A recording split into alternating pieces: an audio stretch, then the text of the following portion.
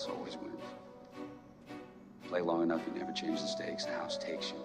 Unless, when that perfect hand comes along, you bet big, and then you take the house. I've been practicing this a little bit. Did I rush you? Felt like I rushed. That was good. I liked it.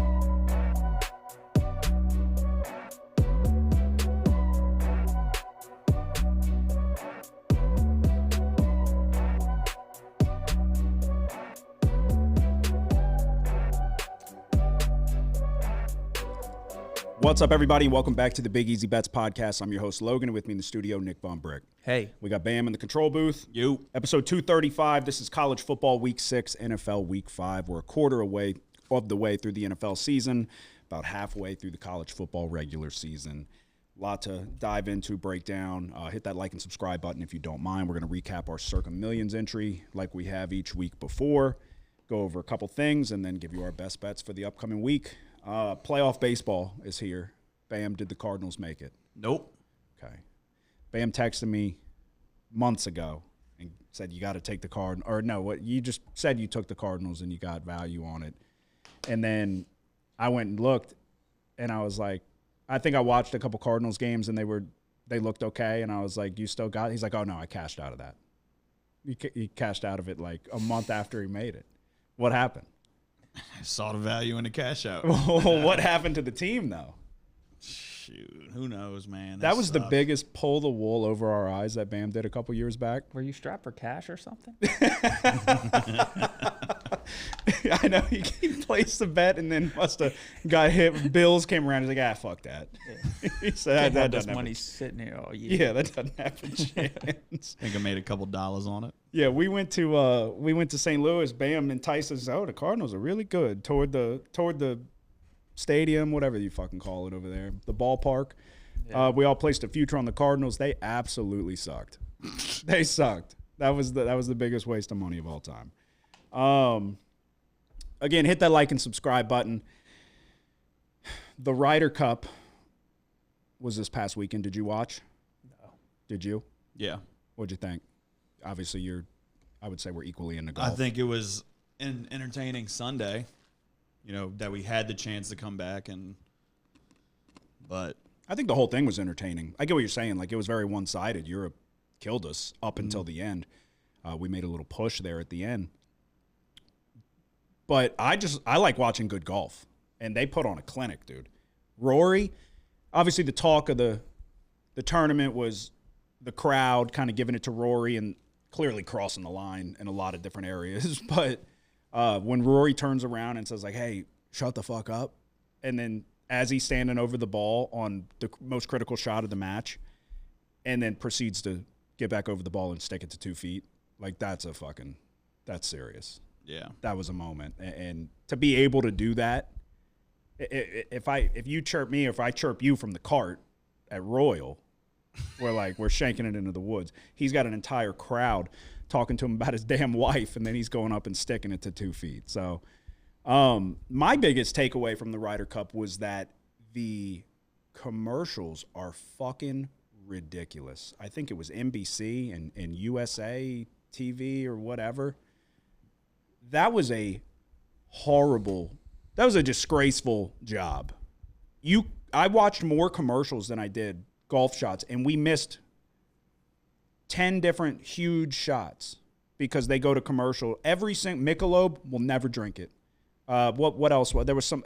I was going down the list. I'm like, anybody who advertised with these jackasses, I'm boycotting your product. I don't want it. It was incredible. They would do the play through where they show the side by side. Yeah. And you're watching like giant fist bumps and the crowd go crazy in silence because you're watching a shitty ass Michelob commercial. I couldn't believe that they had that many advertisements. They do it with March Madness. They do it with everything where they just inundate you with commercials. It takes away from the product.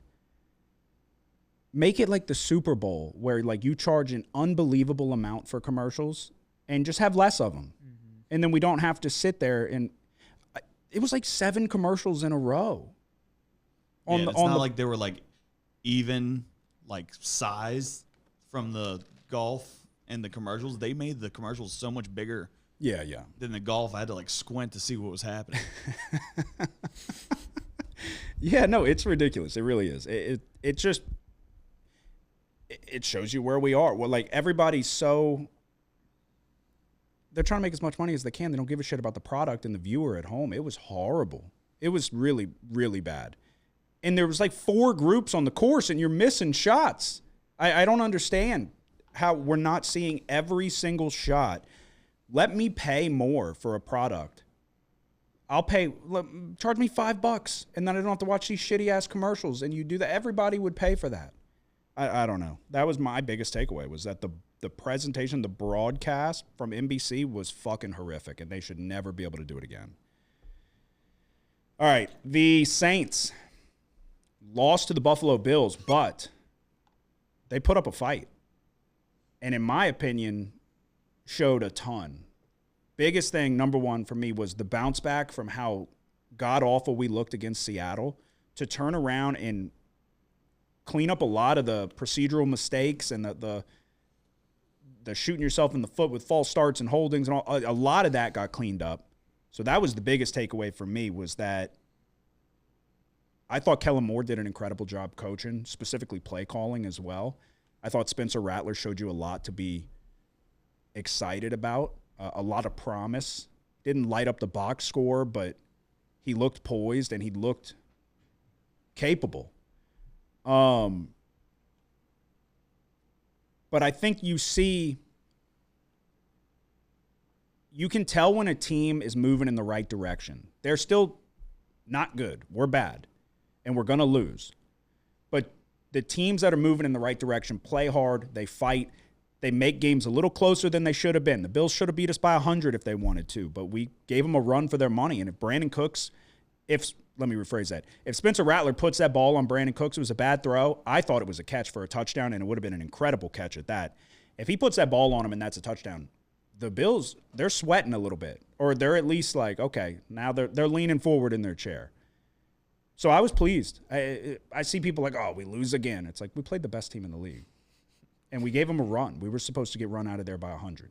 We gave them a run for their money. Yeah, it was close there in the fourth quarter. Yeah, we had a legitimate chance down the stretch. Yeah, and that's the all of our starters started on the offensive line. Ruiz got hurt. He sucks. But that was a big thing here, man. The Saints ran for 189 rushing yards. Yeah. Ruiz is absolutely terrible. Yeah, if there's one to go down, I mean. But so he did go down, and is it Simpkins? There's a rookie guard that we got. I think it's Simpkins. I could be wrong. Who's grading out like fantastic. Like we might have found something with him. So Ruiz might not get his job back. And 33 on the defense. What's his last name again? Is it something with an S? Sanker, right? Sanker, maybe. That dude had a few great plays. Yeah, no, he's the lone bright spot. Like he's the guy who's like, okay, that's somebody who's going to play in this league. Yeah. And I think he, like with Matthew. He got the interception, right? Yeah. With Matthew retiring, that gave opportunity for him to kind of at least get a little more opportunity. And there's certain players you can just tell they're going to be solid players in the league. Yeah. And you see it pretty quick. He's one of them. But yeah, you got to keep seeing improvement from Spencer Rattler. And obviously you'd like the numbers to come, but him scrambling around and he did not look like he didn't belong. Like you'll see with quarterbacks from time to time. So I wasn't disappointed. If you went into that thinking we're supposed to win this game, we're not, and we're not going to be good. And to be quite honest with you, we're kind of playing this season the best possible way that we could, whereas we're still losing, but we're losing while putting up a fight. So you have something to watch, and you're like on the edge of your seat, and okay, we're in this game, and then we still lose. So we're going to get a better draft pick at the end of the rainbow. So, but yeah, so where the Saints. Well, yeah, and that's the other thing. It's like, who knows if we'll go quarterback at this point? Because I don't know if there's even any good quarterbacks in this draft. But well, that can bring us to our next topic. But the other teams that kind of suck kind of have quarterbacks. Yeah, you know, Cam like Ward, the Titans, the Giants. The Panthers. Yeah. Who knows if they'll want to move on from Bryce Young after the season, but we'll see. The Browns just took 2 of them. Are they going to take another one? Probably. But, so let's talk about that. We'll transition. LSU played. They lost to Ole Miss. Let's start with Garrett Nussmeier. Can we agree that it seems Nussmeier is battling an injury? I don't know. He's throwing lollipops. There's some throws he makes. I'm like, great throw. But there's some where you can tell when it comes out of the hand and it goes up. I think so. The first explosive play for LSU to Xavier Thomas, he lollipopped it up there, but it's like his mechanics are all. I think he might be injured, but I think that first hit on that first drive rattled him on the third down, where he got smoked and he tried to throw the slant to Aaron Anderson. Yeah. So I don't know. I thought he was just a little bit rattled to start. Obviously, the first interception incredibly bad. But what do we mean he's rattled to start? On the first fucking couple drives? I think he got smacked, and No, I now get all it, of a but- sudden he's got happy feet. No, I get what you're saying, but how? Because that was Joe Burrow's thing. Was like Well, he's not Joe Burrow. I mean, I understand, but we thought he's the best quarterback in the fucking nation, and he's gonna be the number 1 quarterback taken. yeah, I just don't know how many good quarterbacks there are in college football right now. No, that's clearly there's not many. This was the year of overrating quarterbacks. But my point is that one hit knocks him off, and now he can't make. Well, I think he might be injured, but I do think that hit bothered him to start. And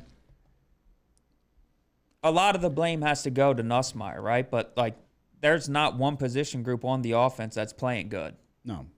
Receivers suck. The offensive line, one of the worst offensive lines we've ever seen because... Do the receivers suck, though, or are you saying you just don't think they're getting No, open? I think they suck. Like, they're just not getting open? Yeah, and the route concepts, like, scramble drill, they're the worst ever. Yeah. Okay. Why are they right next to each other? Like the other one that could have been an interception when he scrambled out to the right and threw it on the sideline. Yeah. 2 receivers are right next to each other in a scramble drill. Yeah. No, I get. And then Trey'Dez Green, man, I don't want to see Trey'Dez Green on the field unless if it's a fucking goal line situation because that holding call killed that drive. Yes. We have a 2-on-1 blocking situation, and Dumbauer Sharp comes in and knocks him off a little bit, but he cannot hold there because that's going to be a first down whether you hold or not. Yeah. And then it turns into 2nd and 20. But there was another third down play where Nussmeier's looking to Trey'Dez Green, and he runs a sloppy route. He starts drifting back, and Nussmeier gets afraid to throw it. He has to check it down to Caleb Jackson. Yeah. And we end up having a punt. No, I think it's the perfect storm. Nobody's playing well. You're not getting good quarterback play. Can't And run the Bauer ball. Sharp, too, the first play of the game, like everyone thinks Nussmeier threw a bad ball. It was called a completion, then upon review, called incomplete. But he starts drifting back there. Yeah. It's like when you run a route like that, you have to stick, and really you need to be attacking the ball when it's thrown. Mm-hmm. You cannot be drifting back because that's how those types of passes get intercepted. Yeah, But the decision-making by Nussmeier, on top of him not being able to throw a deep ball, whether it's the injury or he just cannot throw a deep ball. But that's the thing. We know he can because we saw him do it last year. Like the Baylor in the bowl game. He was launching to Hilton on the money. He can throw a fucking pretty deep ball. He had Hilton down the right sideline and underthrew him by a fucking mile. That should have been a no problem walk-in touchdown. And we had a couple. I went back and watched. We had a couple where they were open deep down the field. Yeah. And he just didn't pull the trigger on a lot of them. So we know he can throw it. The rumor circulating that I saw through the grapevine is that I think they said oblique. He tore his oblique and had a procedure on it. And that they thought he would be ready to go by the season, and he wasn't. I don't know how legitimate or how reliable information that is. But it seems like something is wrong. But more than that, too, the play calling is fucking And that's horrific. a big thing. When I say the receivers suck, the route concepts aren't good. And they're not, the timing of them suck because even on the interception, who were the 2 receivers right there? It was Brown and Thomas, right? And I think Thomas comes in motion and kind of is supposed to be running a seam to clear it out. And I think Barry and Brown's running a dig route. So it's like, but at that time of the pass, they're both in the same spot. Yeah. It's like the timing of our plays suck. Yeah. I just don't. The only good thing we do is throw screen passes. But they're trying to do that as an extension of the run game. Like, and I get it. Like, college coaches are obsessed with that. Like, they try to get 4 or 5 yards off of wide receiver screen, and it's like having a good run on first down. But where the fuck is Caleb Jackson? Does he just suck? Or do we just not want to? Like, he was supposed to. He dropped that other pass. No, I know. In the flat. But stop throwing it to him. They're the fucking running backs. Like, run the football. Try to establish the run. Yeah, he didn't even play much. He got 1 carry for 10 yards at the end of the half when. No, he doesn't play at all. Yeah, they were in like. It was a.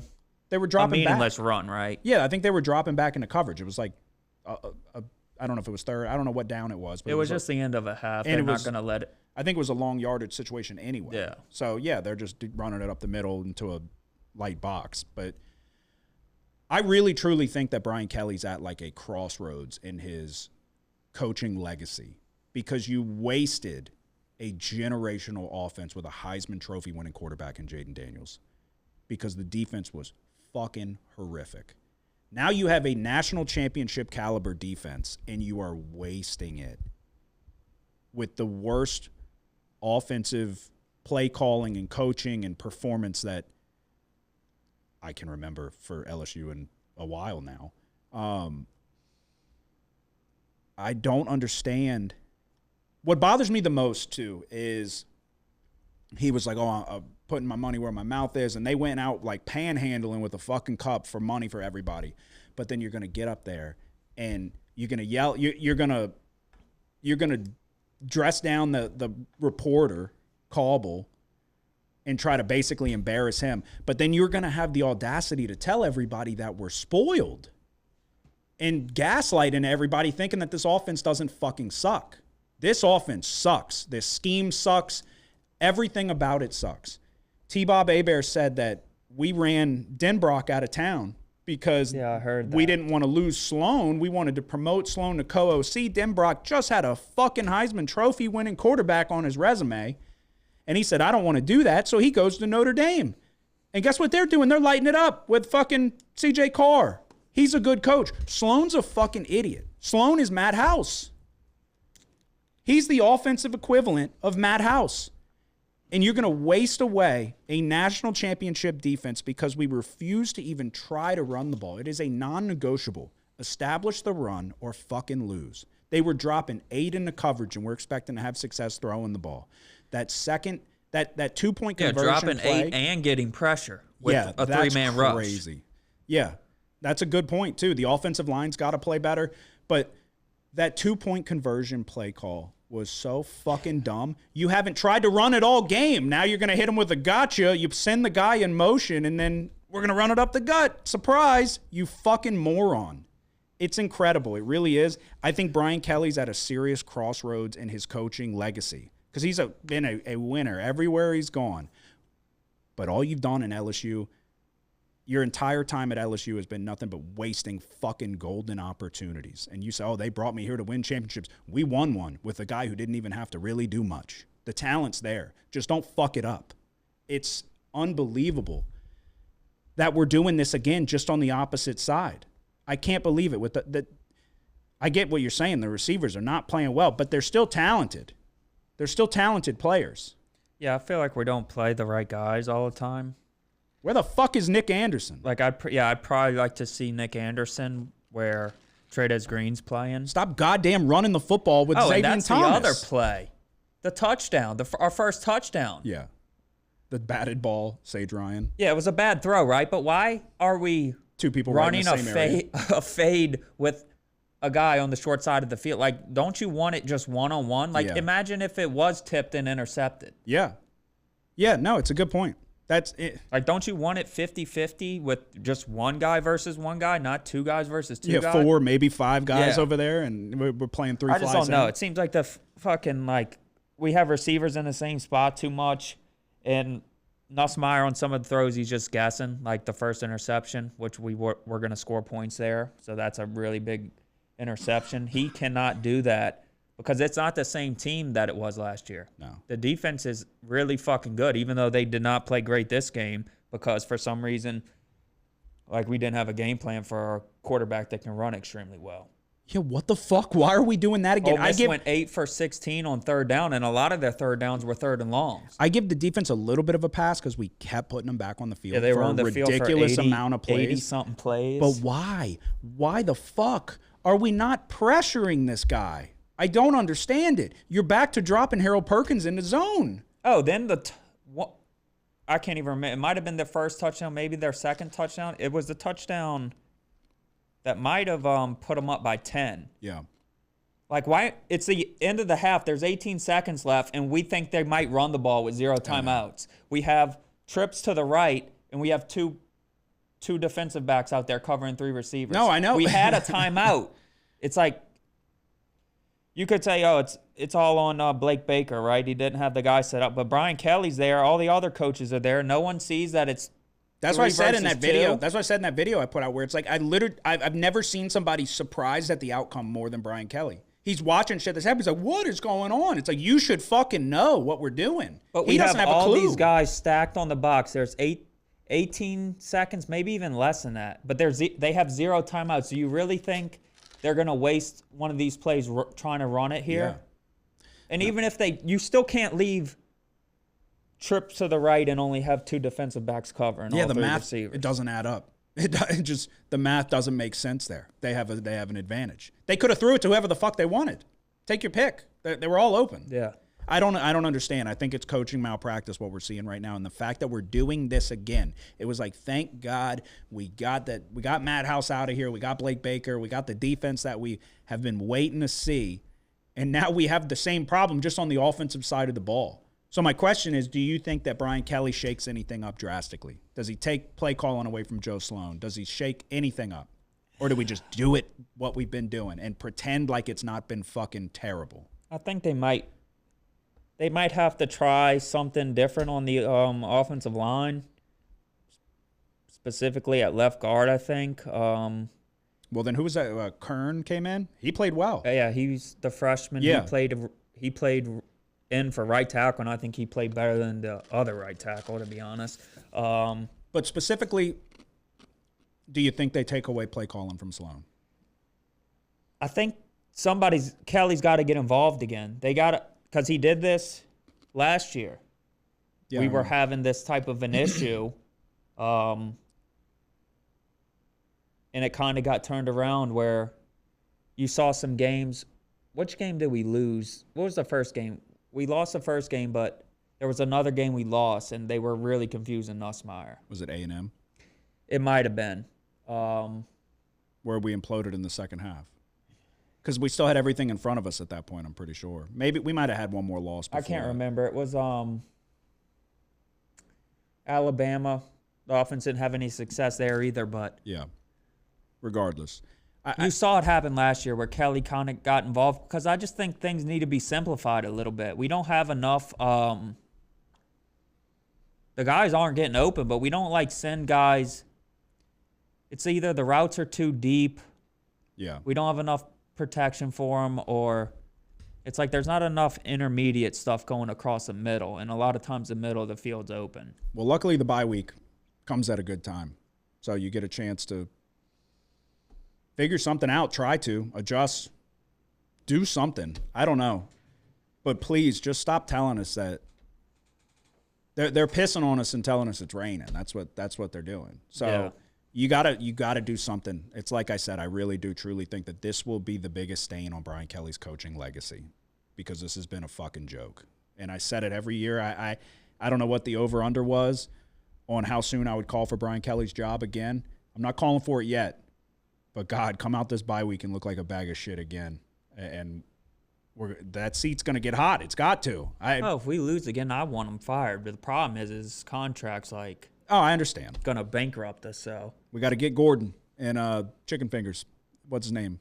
Todd Graves, who's apparently a Georgia alum but is always at LSU and got his fortune from LSU. So, or it started there, whatever. Just fucking help us. Give us money. Get this guy out of here. If it goes bad. We're not there yet, but I'm already practicing.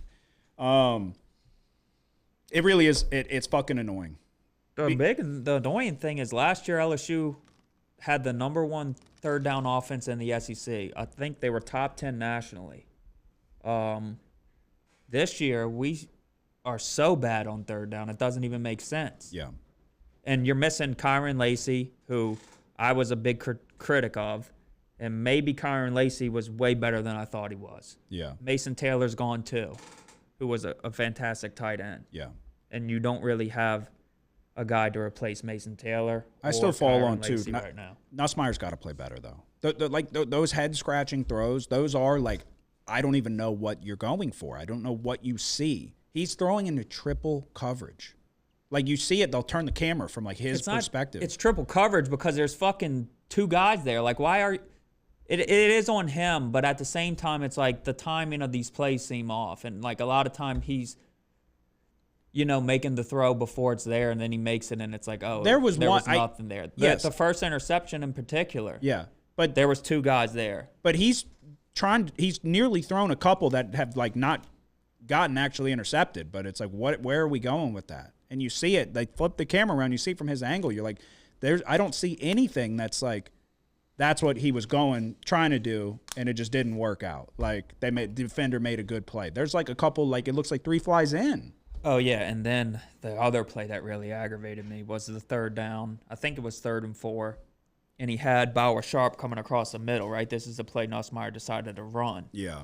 And I think he would have picked up the first down running it if his fucking undershirt wasn't sticking out of his jersey. Yeah. Because that's what got grabbed. That drives me nuts. And offensive players want to look cool and have their undershirt stick out a little bit below their jersey. It always gets grabbed. I know. Yeah. Yeah, I don't know. I mean, he's seriously hurting his draft stock, in my opinion. Plenty of time. I thought he played pretty good in the second half, and I thought that if we got the ball back, it was going to get really interesting there. But we just didn't. At that point, the defense had been on the field. They were on the field the first half, 50 plays. Yeah. Yeah.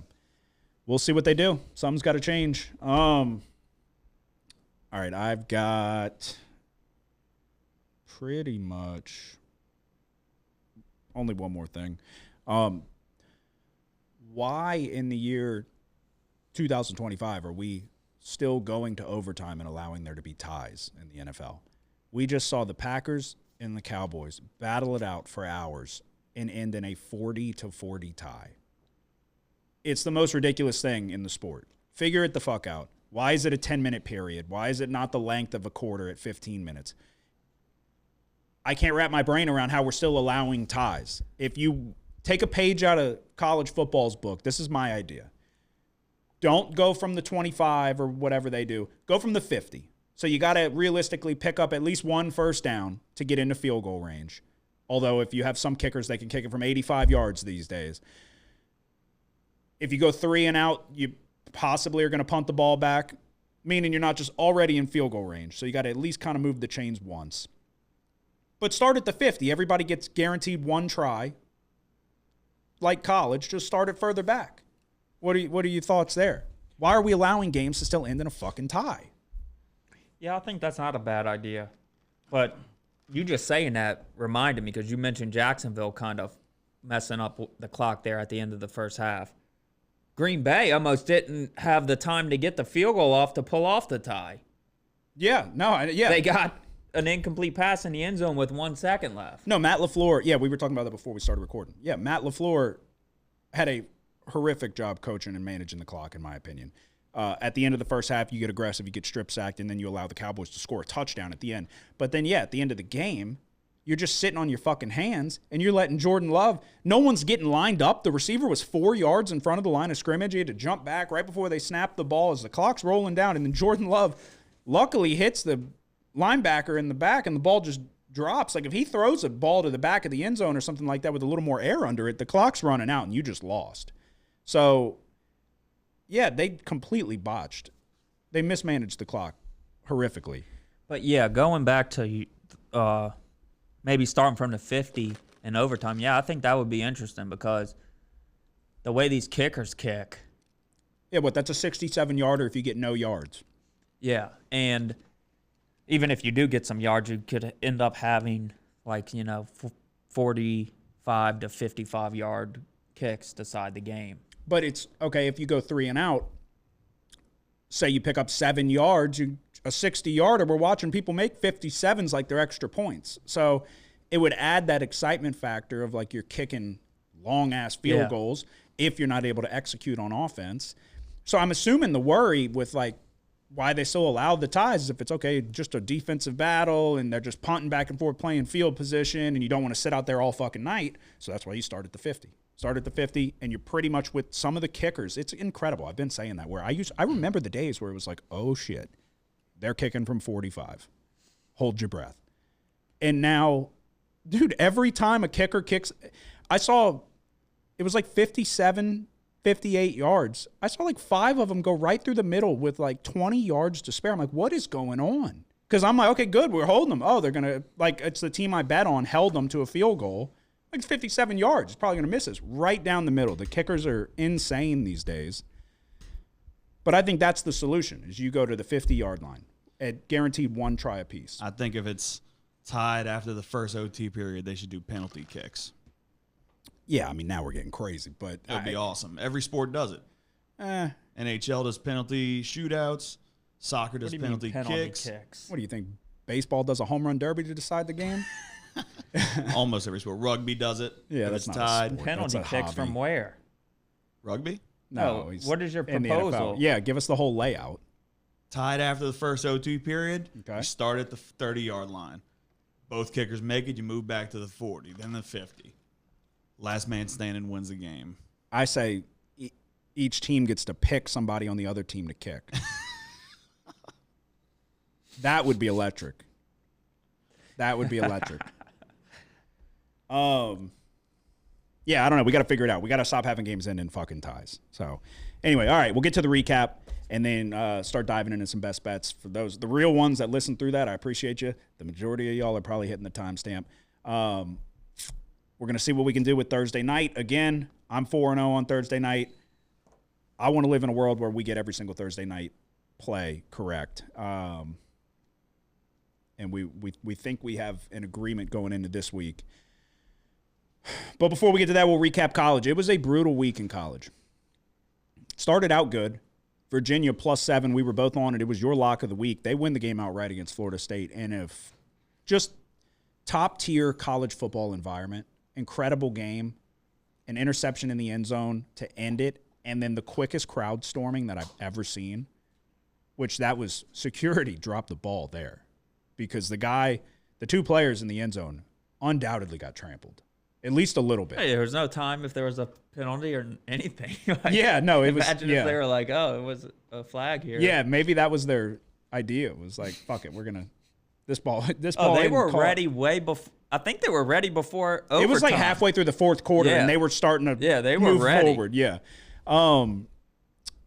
it's just an incredible game though. Top 10 or top 5 field storming of all time. You stormed the field at LSU before. Yeah. But that was... We let it. What do you mean? Oh, you I were let in it, front yeah. of it. I was recruiting everyone to storm it. Who did beat Ole Miss. Were they ranked? Had to be. Yeah. They were good that year. They were good before they lost to us. Was that the Bo Wallace years? Yeah. Okay. LSU was not doing well that year. Yeah. Okay. Yeah, just like I said, a fantastic just college football experience. One of those, when you're on the right side of, if we were on Florida State, that would have fucking sucked. But when you're on Virginia and they pull off the offset, you're this football just rocks. It just does. So Virginia +7 was a winner. Houston, Oregon State was the night game on Friday, under 47.5. This ended up going to overtime. This was, let me pull it up just so I have it in front of me. I would make this play again. Overtime did not kill it, though. There was a long touchdown. So Houston's best player on offense is Koziel, the tight end. He took a 50-yarder to the house. They scored 21 points in the fourth quarter. So kind of unfortunate. We ended with 51 points scored. There was 3 points scored in overtime, so it was 24-24 going in to forcing overtime. I would have took the under there again, if I'm being honest with you. There was a pick six, actually. Fucking Wegman. Or basically, I think he returned it inside the 5. So loser there. Louisville minus 3.5. They found themselves into a 17-0 hole against Pitt. Miller Moss was playing bad and then settled in, started figuring out. But then really the defense, Holstein for Pitt, kind of went off the rails a little bit. He ended up getting benched. Really bad interception down by the goal line. An incredible play by Louisville. But they turned it on there late. We needed it. Then we proceeded to lose every single other bet that we had. And it was a bad day. There really wasn't we had Minnesota minus 4.5 as the lock. I would make this play again. I don't think that this was a bad play. They won by 3 against Rutgers. Yeah, I don't know. I think Drake Lindsey played very well. I think the defense settled in. They kind of got blitzed by Rutgers in the beginning. They were having a lot of success moving the ball. They held them only 7 points in the second half. I'm blanking on all the specifics, but I walked away from that thinking I would have definitely laid it with Rutgers again. Minnesota again. Washington, Ohio State, and Auburn A&M. We took 2 overs, and these couldn't have been any more clearly under games. Neither one had a shot for a single second. Over 51.5 with Washington and Ohio State. I thought Washington would have success on offense. They didn't. They faked a field goal with that kicker with the cleft lip, and it was a fucking terrible decision. And honestly, that sent them off the rails. And then Auburn A&M over 52.5. In that Ohio State game, I think they got stopped on 4th down. There may have been a turnover in the red zone. There was opportunities there, but it was a bad one. Auburn A&M, same thing, bad. LSU plus 1.5. We kind of went in on it for a little while there, talking about the Ole Miss game. Coaching malpractice, in my opinion. Penn State minus 3.5. My God. When I can't get away from fucking big game James Franklin and Penn State. I can't. How? At some point, you got to just move on. You got to just move on. Unless you're okay with winning 10 games, and then in today's day and age, that'll get you in the playoff in a lot of cases, and you'll lose to the first good team you play. But if you're Penn State, what is he, 5-21 against top 10 teams? You're at home against an Oregon team. To their credit, that is fucking Dante Moore is playing great. You had everything in your favor in this one, and you had 3 points on the board going into the fourth quarter. This is another coaching malpractice. Andy Kotelnicki is overrated as shit. Drew Aller is not good. That was a great deep ball there at the end in the fourth quarter. But, dude, I don't know what their problem is. This one was on a platter for you. You should have fucking won this game. But they didn't. So we went to overtime, and I thought it was going to be a good chance for us to get lucky. Go to overtime. Penn State got the ball first. Got the ball first. They scored a touchdown. Oregon answered them right back, and then Oregon subsequently went and won the game. App State plus 16.5. This was the final play. So we were trying to fade Boise. We were on Boise the week before against Air Force. The defense looked terrible. Swan threw a pick six. At least one. App State, I will say this. App State's run defense is legitimately good. That was kind of my handicap going in, that I thought that they would be able to bottle up Boise on the ground and then force Madsen to have to throw the ball. I was impressed with App State's rushing defense. I really was. It got out of hand. The floodgates opened in the second half. Offensively, they just couldn't. They couldn't do anything, which is crazy. They had 184 yards of offense. We just saw Air Force light up this Boise defense. So that was tough. 2-7 on the week. Brings me to 18, 25-1, 2-3 in my locks of the week. We're looking for a bounce back week, and we're going to try to get it starting now. You had 5 plays. We were on Virginia together. We were on Minnesota together. We were on LSU together. You took LSU Ole Miss under 54.5. I think Bam was on it as well. That was... Yeah, this thing fucking grew all the way to 58. Yeah. Crazy. Because they hear Lane Kiffin. I was like... Yeah, I don't know. I don't know why it did that. 43 points, I think. But let's talk about TCU plus 2.5. Yeah. What the fuck was that? They were up 17-0. It was almost 21-0. And I was like, fucking TCU is good. Yeah. And then Levitt kind of made a lot of great plays here offensively for Arizona State. Had a really good game running the ball here. And then Arizona State kind of just started dominating in the trenches for the rest of the game, all the way to the comeback, and they win by 3. Is their defense good? Because this TCU offense is good. They started getting after Hoover, and Hoover 2 interceptions. Couldn't do shit. And a fumble. Yeah, it was a shit show there. The fumble was the back-breaking one. So how many yards did Arizona State run for? They ran for 207. Yeah, so they had a ton of success running it, and then like after it was 17-0, TCU just didn't have much success offensively because they were outmatched up front. This could be because of sack yard subtractions, but this says TCU had 10 yards rushing. Yeah, they weren't able to run it much at all. They had 269 total yards. How the fuck were they up 17, nearly 21-0? Arizona State put up 500 yards. Yeah, it was like you were just hoping they would get the ball back and figure it out for one possession. Yeah. And go win the game, but yeah.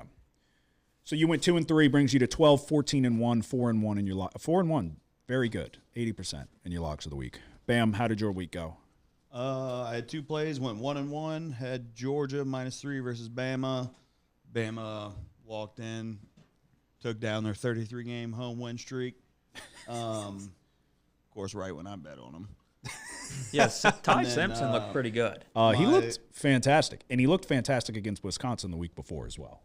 And then my lock of the week was LSU Ole Miss under 54. Like I said, I think 43 points scored. Yeah. But yeah, 6-7 total, 2-2 on locks of the week. Okay. Yeah, I gotta have a bounce back week in college because full disclosure, with us being in the contest and all of that, I will be honest with you. A large portion of my time has been dedicated to the NFL, and with our power ratings and all of that, dude, it takes me fucking a long time to update numbers and shit, like hours on, and then with taking care of the baby and all of that. But those are excuses, and I was once told when I was a kid that excuses are the nails to build a house of failure, and so that's not what I'm trying to build.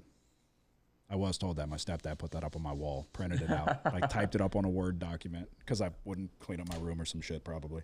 It didn't work, needless to say. All right. We turn our attention to college football week 6. Do you have anything for Thursday? No. Bam, do you have anything for Thursday? Nope. How many total do you have? 5. 4 in a lock? Yeah. How many total do you have, Bam? 2, 1 in a lock. 2, 1 in a lock. 2 total. Oh, 1 gotcha. in a lock. Okay. Do you have anything for Friday? No? I think I might. And it might be not the best play, but we're going to see. Let me get an updated number. Yeah, okay. We're going to West Virginia on the road to take on BYU. I'm going to be honest with everybody here. When Retzlaff, how can I put this? Retzlaff broke his honor code with BYU by having premarital sex. They kicked him out. He went to Tulane. I said, I'm taking BYU's under win total. 7.5 was a bad number, was still out there. I took it plus money. These motherfuckers are undefeated and ranked. So I want BYU to lose. I will say they have a gauntlet of a schedule coming up. And between you and me, Colorado should have just fucking had them. And if Hauser for ECU didn't throw pick sixes, they could have gave them a run for their money. I still feel like I have a winning ticket in my pocket. I don't think that they're getting to 8 wins. With that being said, Starting quarterback Nico Marshall, he for West Virginia, he hurt his foot. He was scratched on like Sunday of last week or the week before, whatever. He hasn't been out for long. He saw a foot specialist. It does not sound like it's that he's coming back anytime soon. West Virginia had to kind of scramble. They went with freshman Khalil Wilkins and Jalen Henderson, both of them at quarterback. Neither looked spectacular at all. I think they only attempted 3 passes each. They completed 3 passes each. They only attempted 13 total. I'm not sure which direction the Mountaineers go. I wouldn't feel good about either way, to be honest with you. BYU's undefeated after back-to-back road wins. Like I just mentioned, ECU and Colorado. Bear Bachmeier has been solid, but in my opinion, not overly impressive. And that's not just because he wears the number 47. The ECU game is different if Hauser doesn't throw the pick sixes, and they were down 14-0, I think, against Colorado, made a comeback. Colorado legitimately had a chance to win that game, and that's not a good Colorado team. They don't even know who they want to really play quarterback. They keep doing quarterback roulette over there. We're going to hold our nose, and we're going to take West Virginia plus 19.5 because I don't think this BYU team is that good to be laying nearly 3 touchdowns. West Virginia is not good. I think Rich Rod's a good coach. I think they have the right guy back there under the helm. At the helm, whatever. I'm struggling with the fucking what do you – I don't even know what you call those. Yeah, we're going to take West Virginia plus 19.5 on the road. It's a very tough place to go play. Night game, West Coast. All the signs are there that this is not a good idea, but I don't think that this BYU team is as good as the record or as good as the rank by their name. Colorado's not a good team. ECU had more of a chance than it seemed, and then they played Portland State and Stanford. So don't have to win. You just have to not lose by basically 3 touchdowns. West Virginia plus 19.5 is the first play of the day. You can go with your first one for Saturday. We're going to go to Ohio at Ball State. Ohio's 14.5-point favorites. Ball State had a tough schedule to open the year. First game was against Purdue, then the second one against Auburn.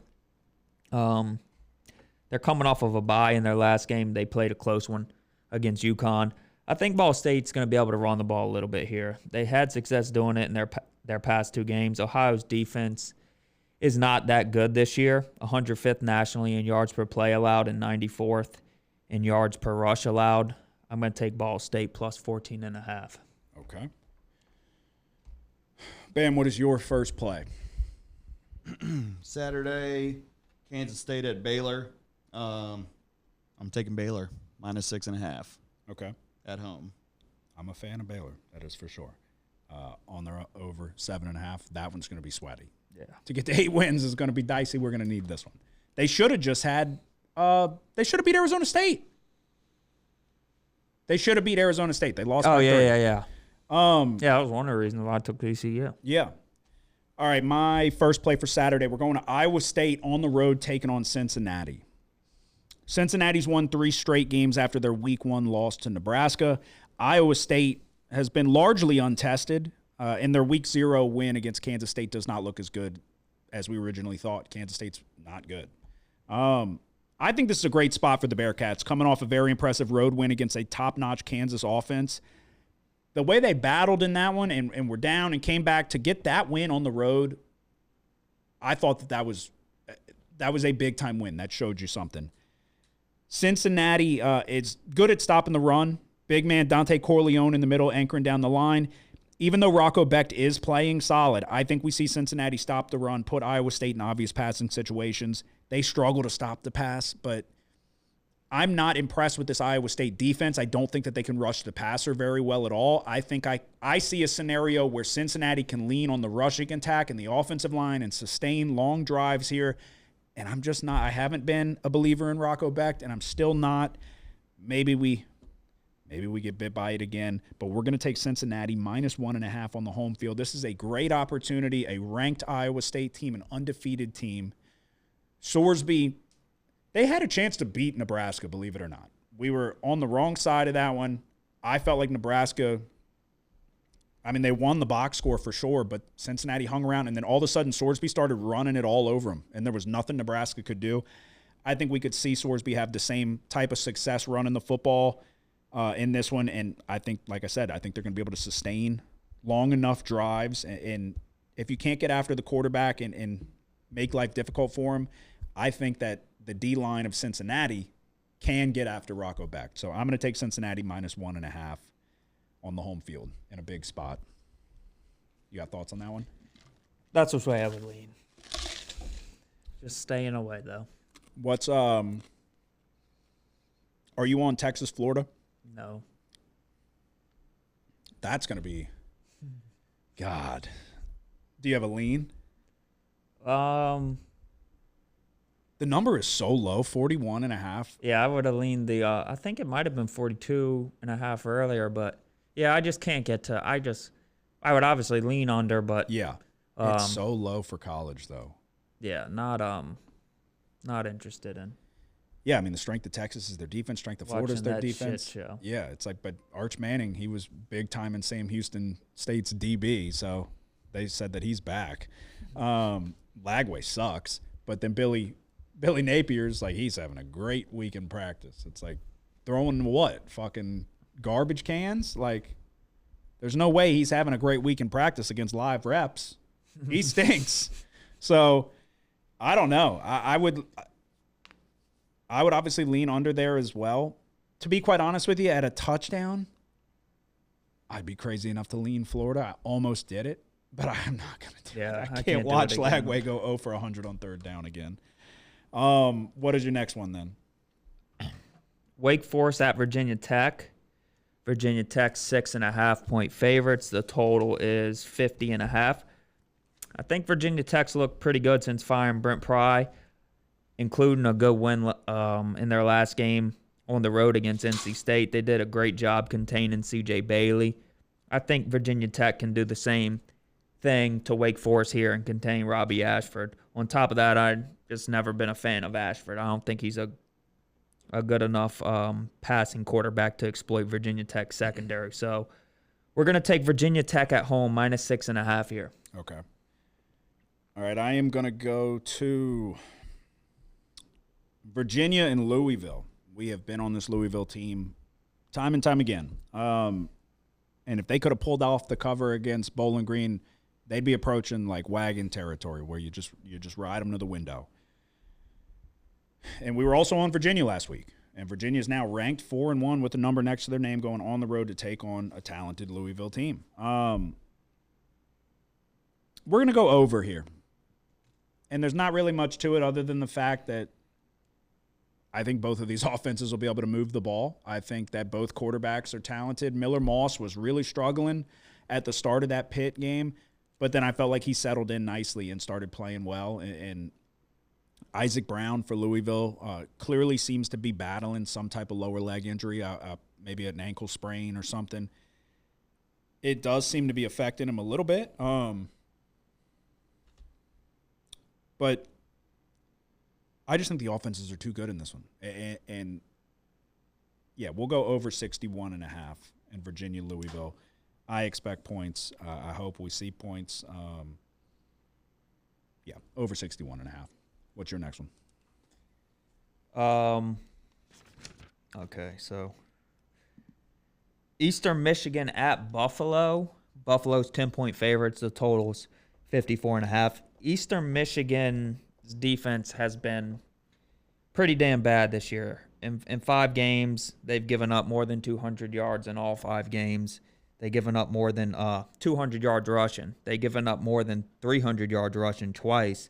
Taquan Robinson, the quarterback for Buffalo, expected to be back. Eastern Michigan, they've been able to stay in games because of their offense, but I think Buffalo could be the best defense they've faced so far. Second in the MAC, right behind Toledo in yards per play allowed. I think Noah Kim, the quarterback for Eastern Michigan, you probably remember him from Michigan State early in his career, and then last year he played for Coastal a little bit. I think he struggles against this defense that allows a success rate of only 27% on passing down. So we're going to take Buffalo -10 here. Okay. That's the Buffalo Bulls. Yeah.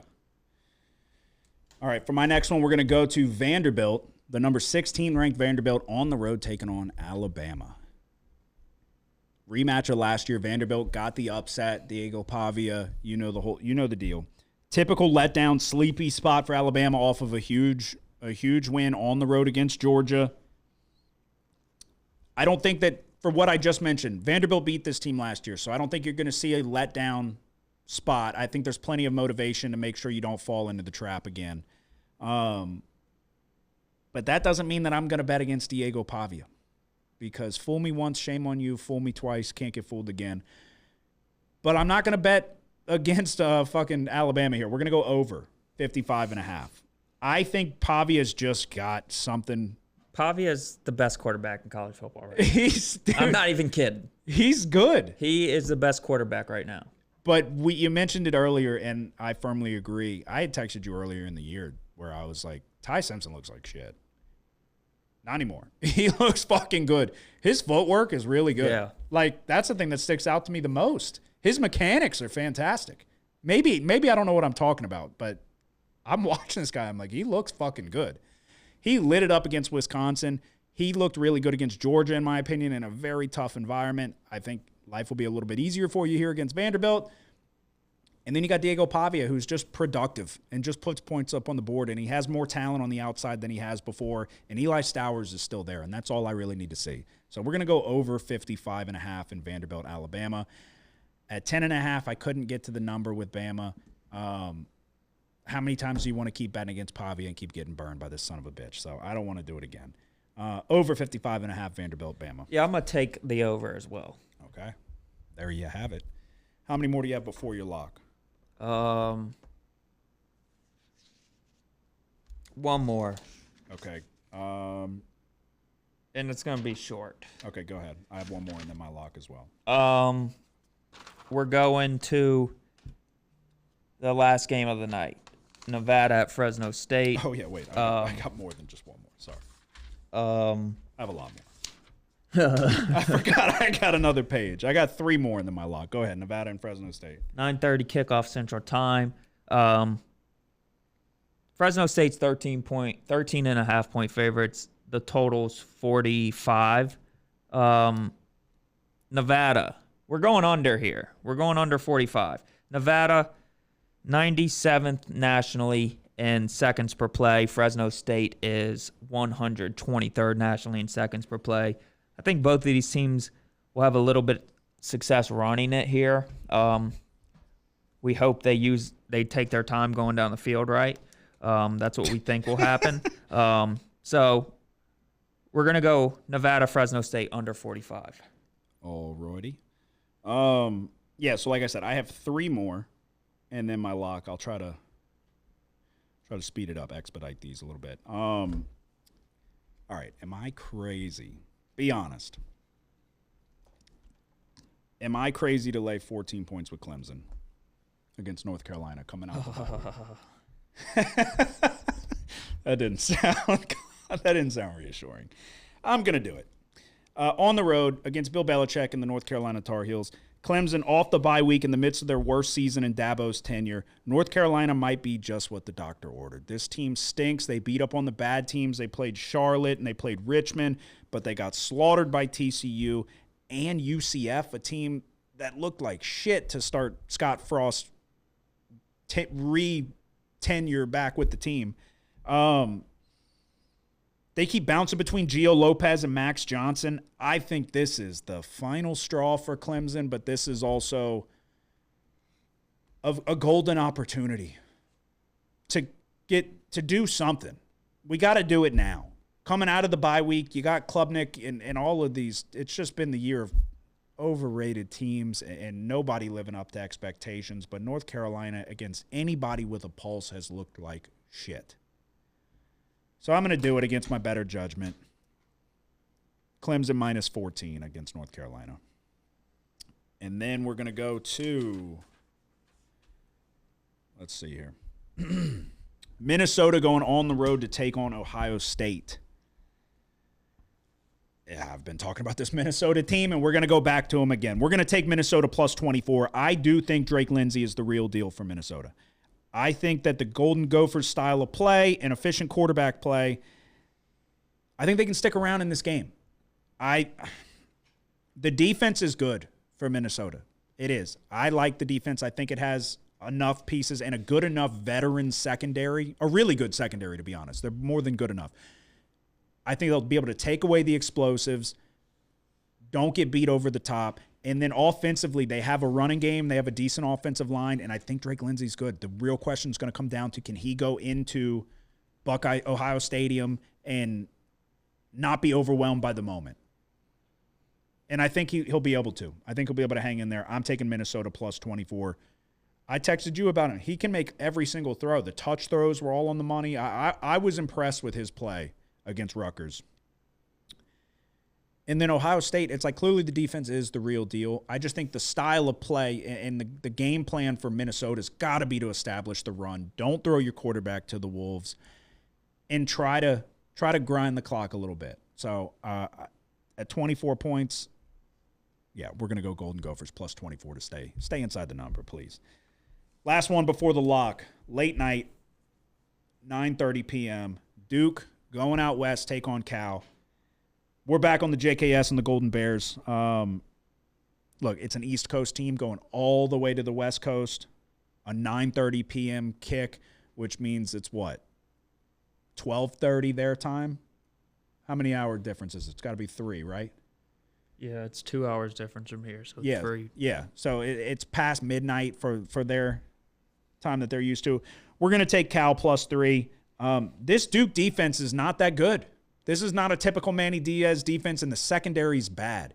Cal doesn't really even try to establish the run much. But JKS, this kid's a real deal. I think it was a funky, just no idea where that came from type of game against San Diego State. They were double-digit favorites. They lost 30-0. They bounced right back. They went on the road all the way to the East Coast to Boston College, a game in which Boston College was a 7-point favorite. Cal won the game outright. Now you get to go back home. Duke's got to go all the way out there. You've seen good and bad from Darian Mensah, but that secondary for Duke is just not very good. So I think that Cal will be able to put points up on the board in this one, and I'm going to take them getting a field goal on the home field. And all we have left is our locks? Yep. All righty. No such thing as a lock, but if there was. It's a lock, Kramer. You've had this thing under control for almost 3 years now. But it's a lock. They need that fucking juice. They need that next bet. They need. Come on. Yes! When they win, they go fucking crazy. You're a bad motherfucker. Go in that shower, grab your fucking nuts, and tell the world somebody's sniffing my fucking nutsack today. Because I ain't got time to fuck around no more. All right, you ready for this one? This one might be crazy. My lock of the week is going to be Florida State plus 4.5. At home, taking on Miami. Florida State got caught in the look-ahead spot, if you want to call it that. They just lost to Virginia. Miami looks like arguably the best team in the country. But Florida State might win this game outright. Don't need them to. Just don't lose by more than 4. Castellanos' legs are going to have to play a key factor here. I think they will. I think that this spot, in my opinion, screams at a get-right spot for Florida State, a team that offensively was extremely efficient and productive. I'm taking Florida State plus 4.5 as my lock of the week on the home field. Everybody's going to be on Miami, in my opinion. Give me the Seminoles. What are your thoughts on that? Oh, tough one. Are you on Miami? No. Oh, okay. I was going to say, yeah, that'd be tough. Yeah, what did if you look, this opened a little bit less, right? No. Okay, it opened at 4.5. I was keeping an eye on this whenever I was looking at this game whenever Florida State was on the verge of losing to Virginia, and it was 4.5. So the thing here, if you look at when they played Florida, Florida's defense was able to bottle up Miami.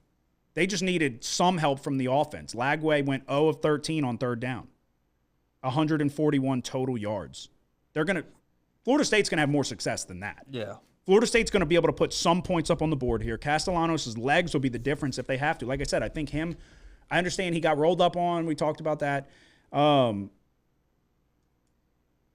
Yeah, I just... Deuce Robinson's a problem. And I think if Florida State would have thrown the ball to Deuce Robinson more against Virginia, it might have looked a little bit different. They were throwing it to him a lot. I know, but I would have thrown it to him every fucking play. Yeah. No, he's good. Because if it's one-on-one, he's getting the ball. Yeah. That's just how it works for him. So, yeah, I thought Virginia still would have covered, but I thought Florida State would have won the game if they would have found a way to get him the ball there at the end. But yeah, I think Norvell's a good coach. I think they're going to be able to – they're going to have a good game plan. I just think Miami looks like a juggernaut, but it's still Carson Beck over there. And I think that they'll be able to – I think maybe I'm talking myself into it. I don't fucking know. I think Florida State's going to cover this number. I wouldn't be shocked if Florida State won the game. Maybe they lose by 30. I wouldn't be shocked by that either. What is your lock of the week? it's a Mountain West showdown. UNLV -3.5 going on the road to play Wyoming. Both teams are coming off of a bye. I don't have a bunch of respect for UNLV's defense. 82nd in yards per play allowed and 111th in yards per rush allowed. UNLV's just skated by in a couple of these games, right? They're undefeated right now. I think Wyoming has a good chance to pull the upset here. Wyoming's past two games came against Utah and Colorado. So two Power 4 schools. I think some of their passing statistics are a little bit skewed. Playing those two games, Utah has a pretty damn good defense. I think Wyoming's going to be able to run the ball enough here to take some pressure off of the quarterback, Caden Anderson. I think Caden Anderson has a great game here. Wyoming +3.5 for the lock of the week. Yeah, that UNLV secondary was one of against Sam Houston. Or no, I'm sorry, against Idaho State. I was like, this is the worst secondary in football. So they've obviously gotten things back on track a little bit, but Sam Houston State fucking has no quarterback play, and then UCLA's coach got fired for a good reason. They haven't had anybody that could really test the secondary. Yeah. So, yeah, I'm not a fan of UNLV. Bam, what is your lock of the week?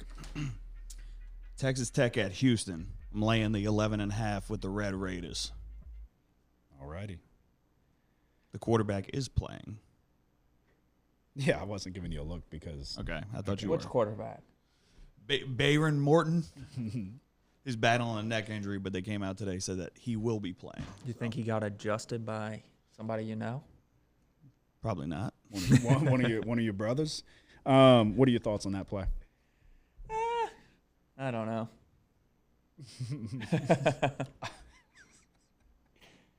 I don't. I mean, maybe Texas Tech's just really fucking good, and I kind of think They are. I think their defense is pretty damn good. No, it is. Because to do that to Utah was extremely impressive.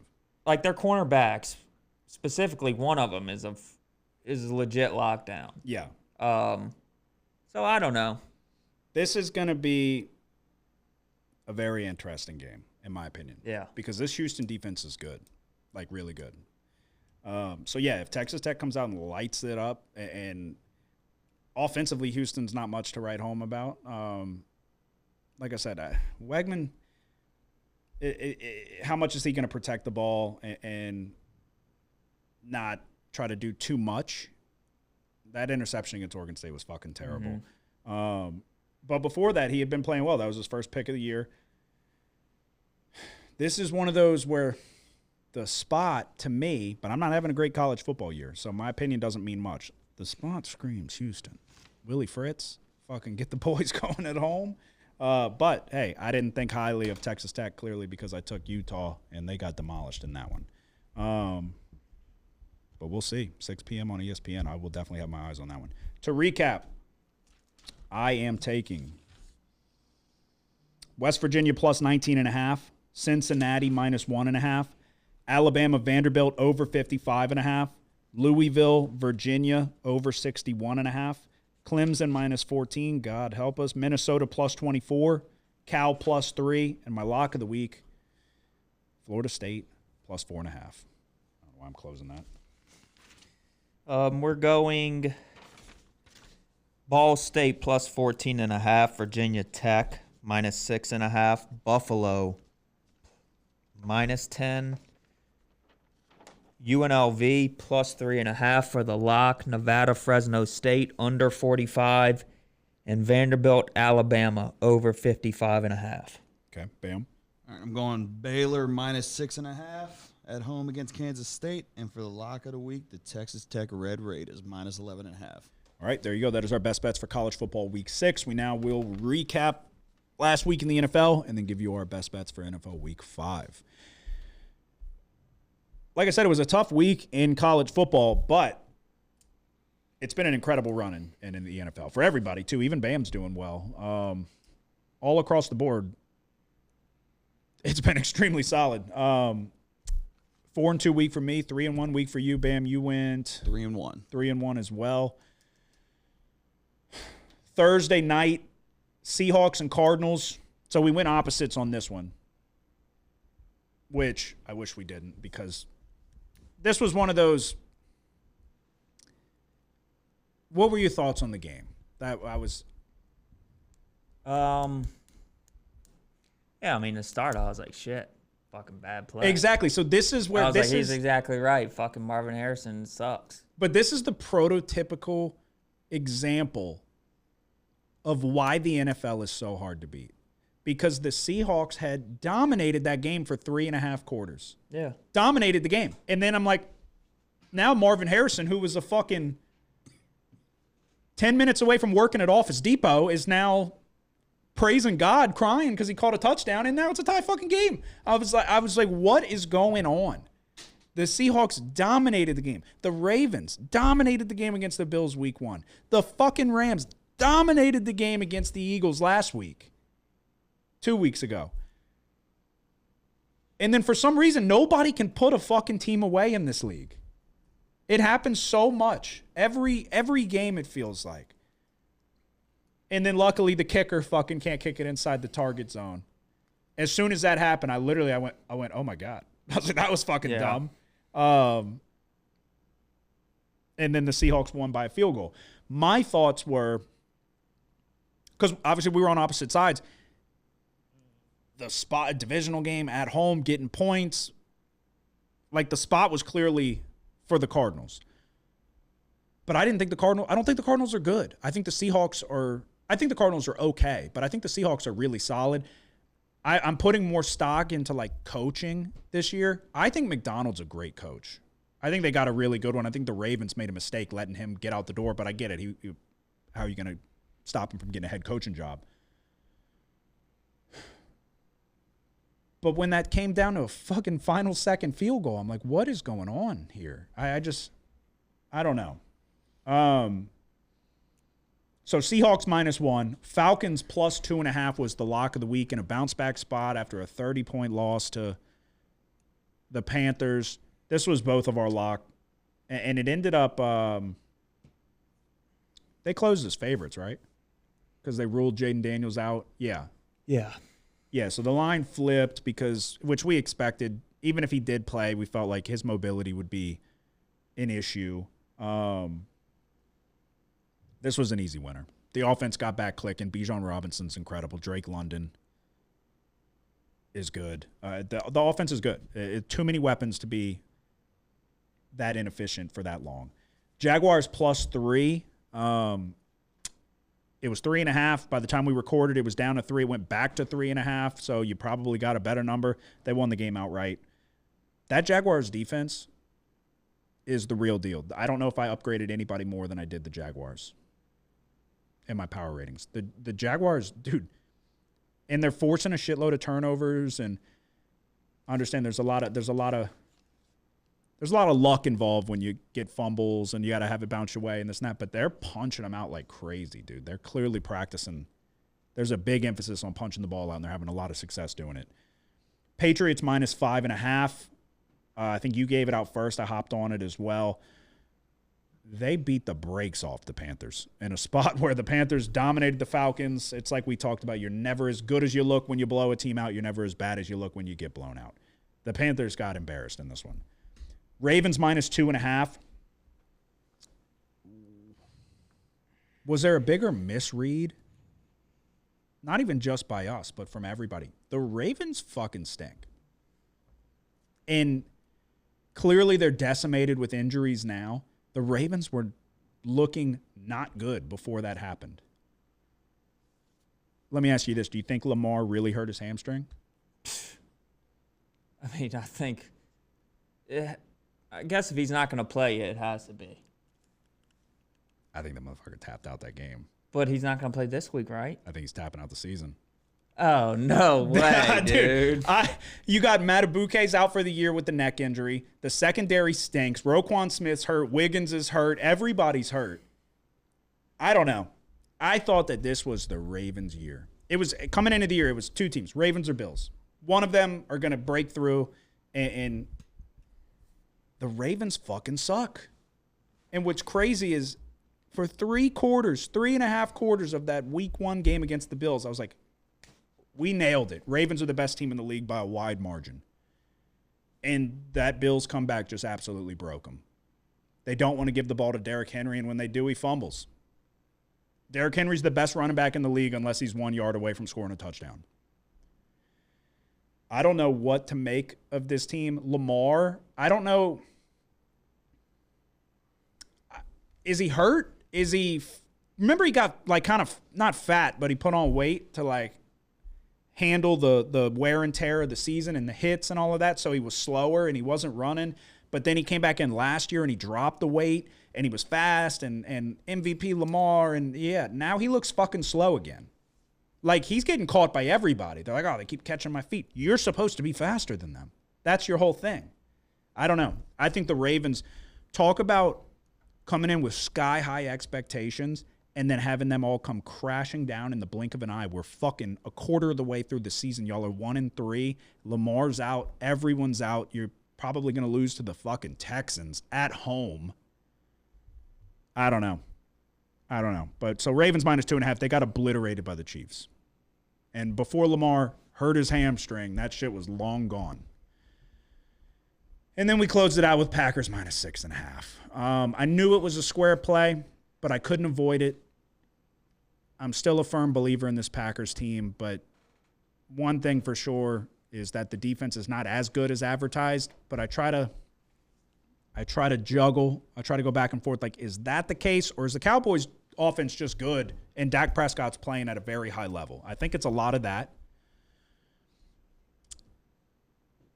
Packers score 2 touchdowns. They're about to go up 14-0. They get an extra point blocked, returned for 2 points, a 3-point swing. And the second that happened, I texted Nick because, unfortunately, this was a contest play for us.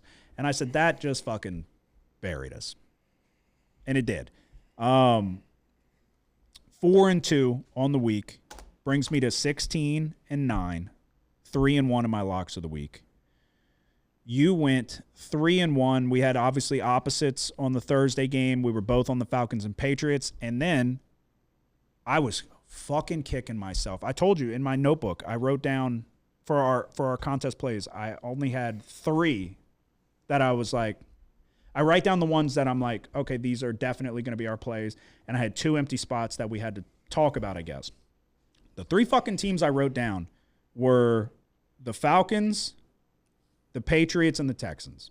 And for some reason, I think you put it up to like this one or that one. You were fine either way. Yeah, well, before we recorded it was 6.5. It moved to 7. Yeah. So I think that's probably.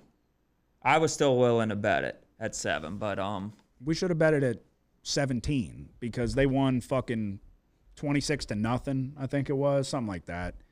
The Titans stink. That was a big mistake. Not putting that one in the contest play, but you go 3-1. It brings you to 11-5. Also 3-1 in your locks. Do you have any major takeaways of the 4 games or anything? I mean, I kind of recapped it for you, but. No, not really. Yeah, I think the Patriots look pretty good. Yeah. Interesting game this week. Going on to play the Bills, who are one of the best teams. So yeah, we'll really get to find out how good the Patriots are. I agree. But yeah, I gotta pee. Go ahead. I'll keep recapping. He can recap his. Bam, do a quick synopsis of your week. Okay. And then I was also on the Seahawks -1. We know how that went. Last night, Jets-Dolphins over 44.5. That one hit in the fourth quarter. And then I had the Browns Lions under 44.5. That number hit at 44, so a little bit of luck there. And then I had the Ravens minus 2.5 with you. You already touched up on it. Yeah. So went 3-1. I am sitting at 9-5 total. 3-1 in Thursday Night Football. 2-2 in the locks of the week. We're not giving I up keep track of that over here. I know. We're not giving up. I'm 4-0. You think I fucking forgot? Haven't lost. Never will. Yeah, we're having an incredible season. Very good start to the year. We expect it every year. It's always nice whenever it goes the way you expect it to go. I said, just being honest, we entered into our first ever Circa Millions contest, so I put a lot of emphasis on power ratings and a lot of time into NFL this year, whereas in years past, the majority of my time went into college football. So that doesn't mean I'm not putting time into college football. But there's just been a little more emphasis on the NFL. So it's nice to see it working out. I'm 16-9. Nick's 11-5. You said you were what?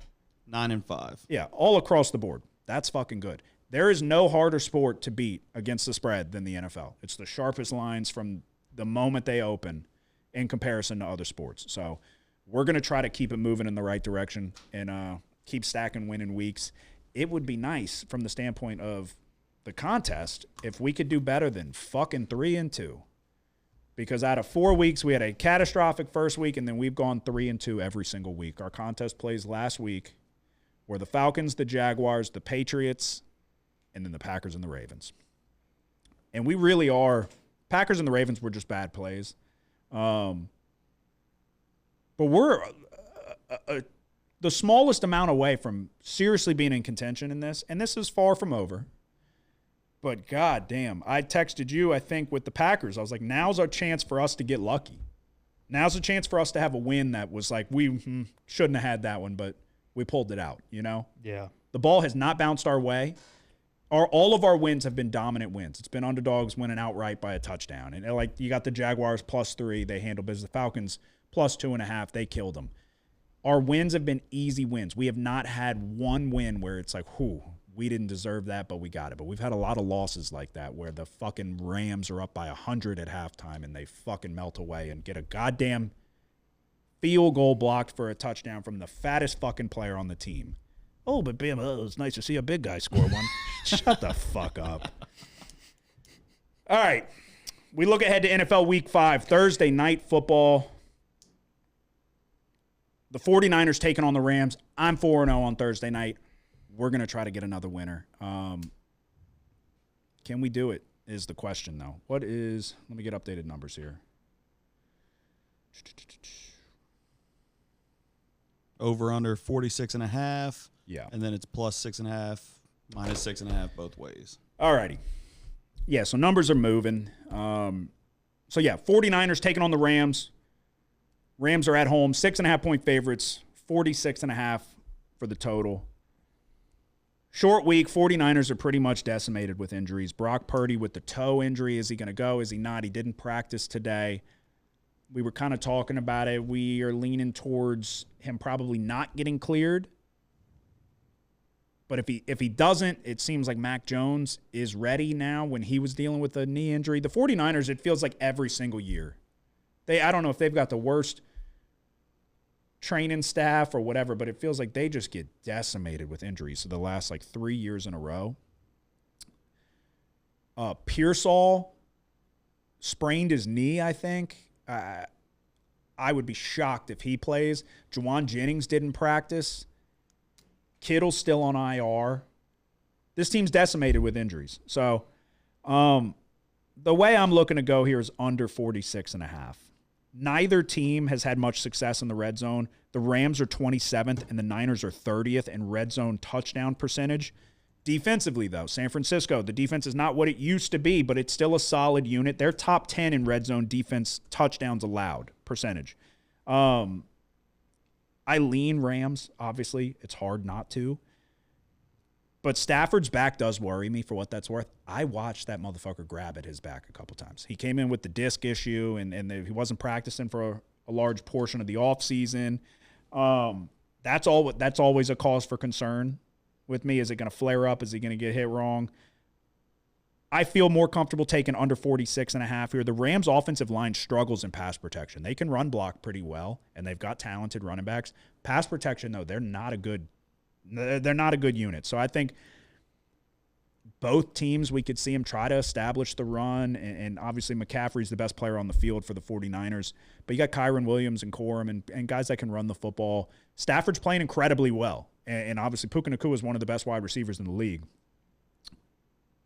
But that offensive line is an issue, and the 49ers, I think we see a lot of field goals in this game. A lot of the red zone offenses are just not very good. So I'm going to go under 46.5 on the Thursday night game.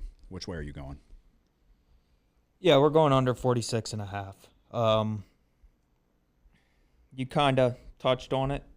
The Rams do at times struggle when they get to the red zone, and the Niners' defense is honestly why they have a winning record. I think they're second and third down. I think they're third in yards allowed. So, I don't know. I think this game might be closer than expected at this point. I kind of start to feel like it's grown too far against the spread, but yeah, this was 3.5. I feel like yesterday. I lean that way because I think the 49ers defense can put up a fight here. Mm-hmm. So you're going under as well? Yep. Okay. Bam, what are you taking for Thursday? I'm taking a first half bet. Fucking Bam just can't get the memo. Just take what we're fucking taking, Bam. Go ahead with your first half bet. No, take your first half. I'm taking the 49ers plus 3.5. Okay. First half. Classic move. Too afraid to lay the 6.5. Huh? Yeah. It'll be fucking Rams will be up 4, and then the Niners will win the game in the second half. No, I mean, they do have a good defense,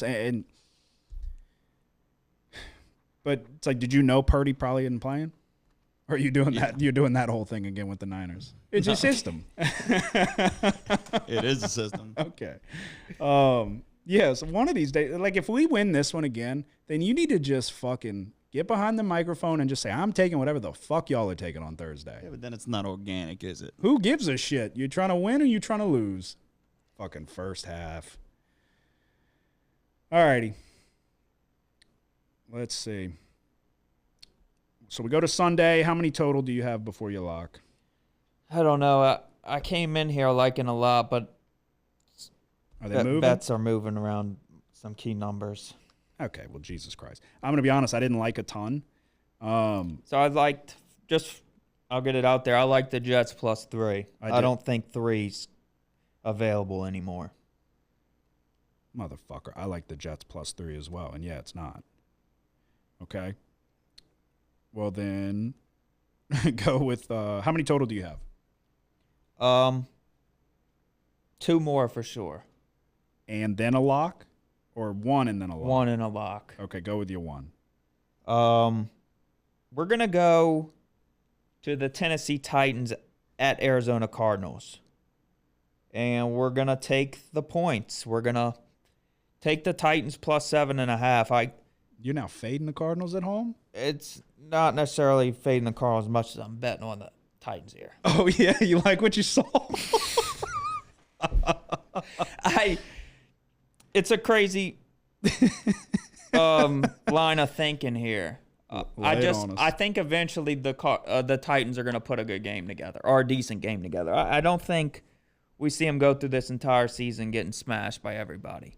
So I think you've seen some bright spots out of Cam Ward. I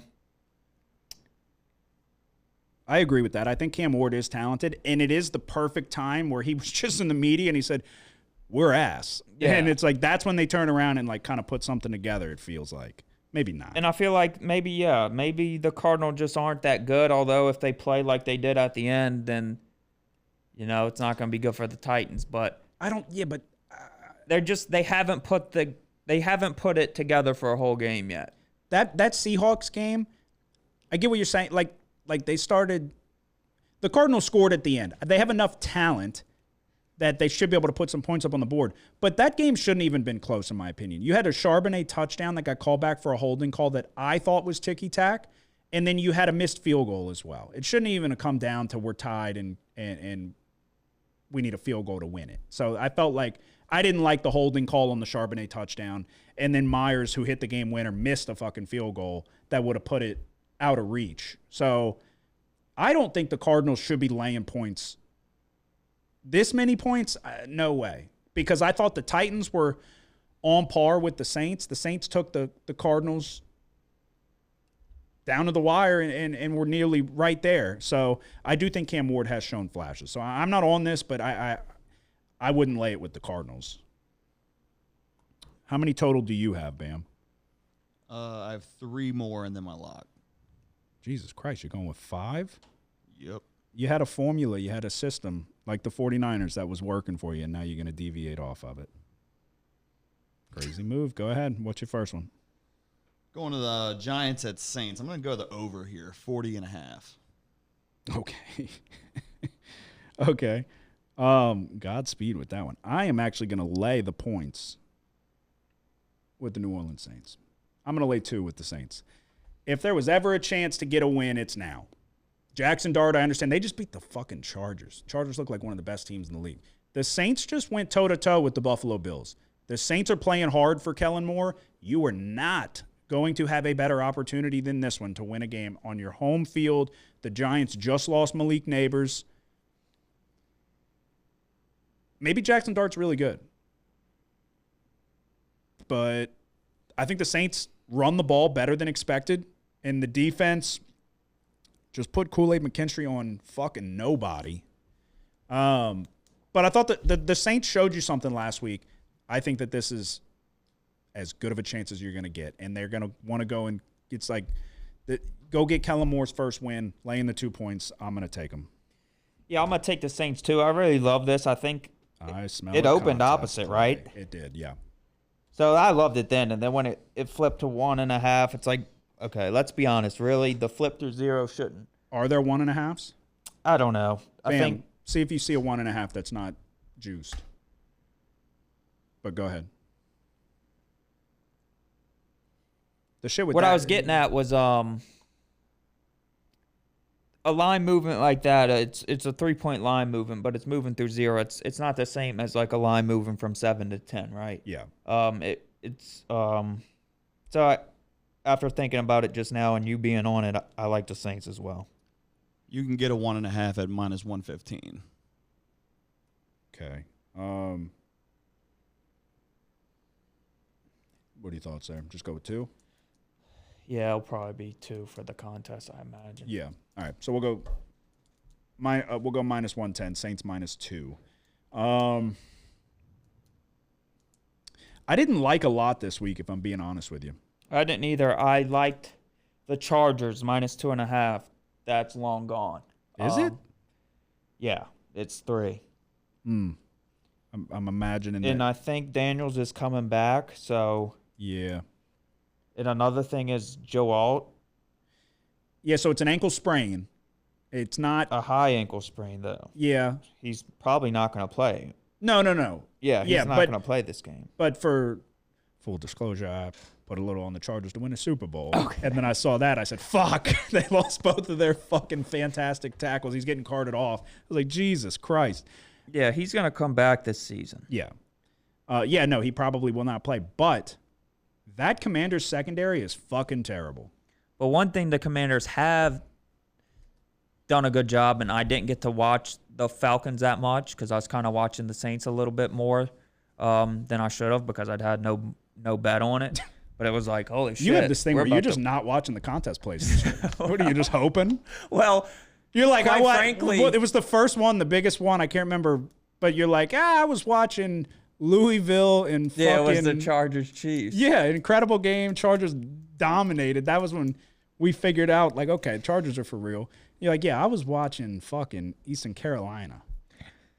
So I didn't get to watch the Falcons game against the Commanders that much, but how much pressure were they getting on Penix? Because in the previous few games, the Commanders were getting pressure on their opponents.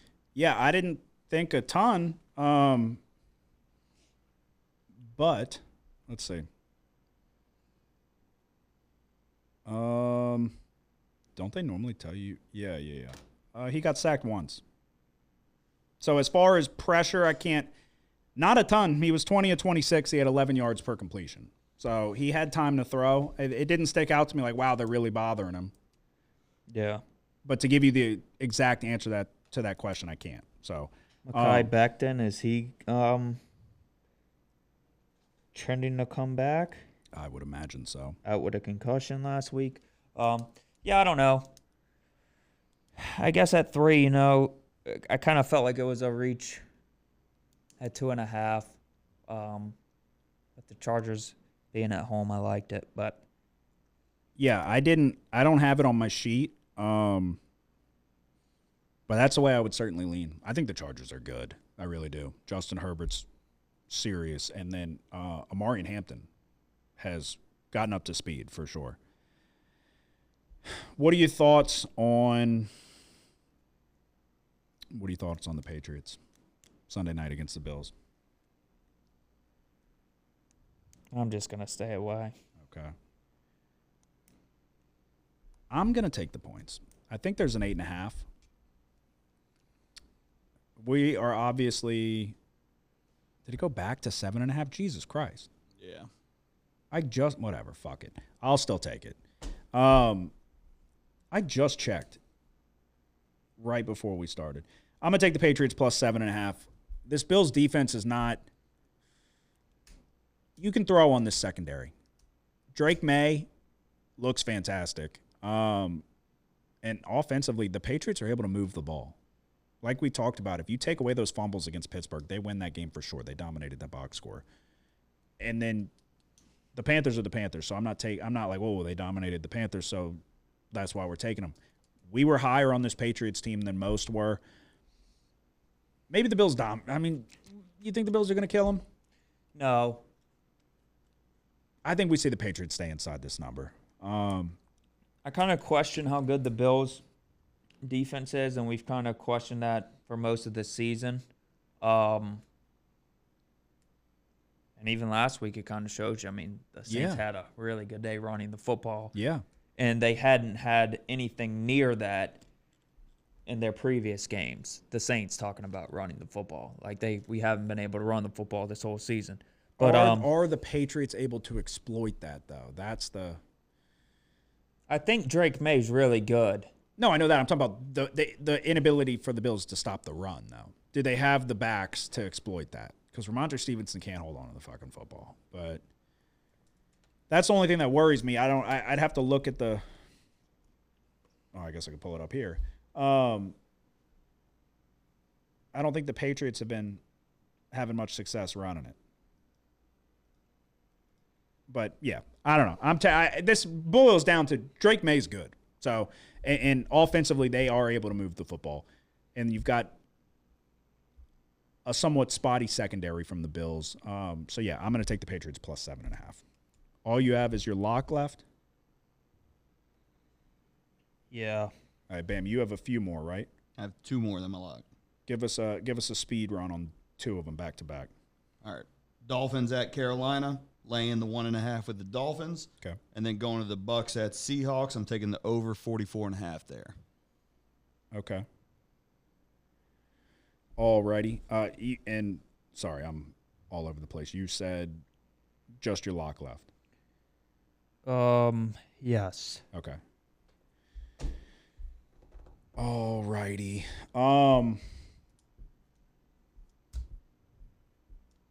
What do you think about the Texans and Ravens? You think it's moved too much now? Obviously, Texans were plus 3.5. Now you're laying. Yeah, I think part of the problem with the Ravens so far this year, other than the way their defense has been playing, but their offense, I think Lamar hasn't played great.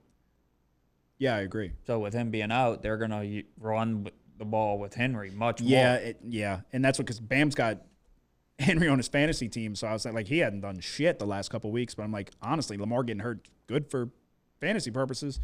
And he's been effective when he's not fumbling the ball. Like, he's still running well. Like I said, unless he's on the 1 yard line, he can still have success. That Texans defense is good, though. And this Ravens, I don't know. I wanted to just take it with the Texans. Cooper Rush. This is a great opportunity for the Texans, who just got their first win of the year. And look, if it's against the Titans and that's what it called for y'all to get your first win, so be it. They dominated them. Now you get to turn right back around in a game that you pretty much probably penciled down as a loss to start this year. You have a golden opportunity to get a win. So you dropped games that maybe you shouldn't have. They should have beat the Buccaneers. You had a tight one with the Rams and a tight one with Jacksonville on the road in a divisional game. The season could look much different for the Texans, like drastically different. And a team that has fundamental issues on the offensive line. And now you're kind of getting gifted a fantastic opportunity to go on the road against what we thought was the best team in the league and get a win against a Cooper Rush-led offense. For that reason, I really want to take the Texans. But tell me why that's dumb, because Derrick Henry's going to run it. I'm being serious, though. I feel like it's square. It's not like Yeah. all the squares right now are like Lamar's out, I'm taking the Texans. I'll fucking I mean, it's a crazy scrap argument to say that I'll scrap it. that the Ravens might become a little bit better without Lamar. But I'm kind of I don't think they're going to be as bad without. Like, I think you might see them do some things that they hadn't been doing. When Lamar I was don't even playing. think it's that crazy. I do think the offense is tailor-made around Lamar's skill set, but we've seen Cooper Rush come in and have success and win games, and he fucking sucks. Don't get me wrong, but yeah, Derrick Henry has been effective when he's been handed the football, and they do take it out of his hands a lot. That was the big knock that everybody's saying, like, why are you abandoning the run? He was averaging like 8 yards a carry, and they stopped giving him the football for some reason. So now it kind of takes the ability of these dumb fucking offensive coordinators to shoot themselves in the foot away when Lamar's not on the field. So, yeah, whatever. I talked myself out of it. Texans are going to kill him. All right, I'm going to take – that's what I'm saying. I don't love this slate. I'll be honest with you. And it worries me because we're riding hot right now. We're having a lot of success. Everybody's winning. This could be a week that it comes to a screeching halt. But I'm going to take the Jaguars plus 3.5 on the home field against the Chiefs. In years past, I know for a fact I've been on this matchup with the Jaguars, and they hang in there. The defense is different this year. The defense is forcing a lot of turnovers. There's a big emphasis on punching the ball out. What's worrisome, sure, is that the Chiefs' offense does look like it woke up. They put up a lot of points against the Ravens. I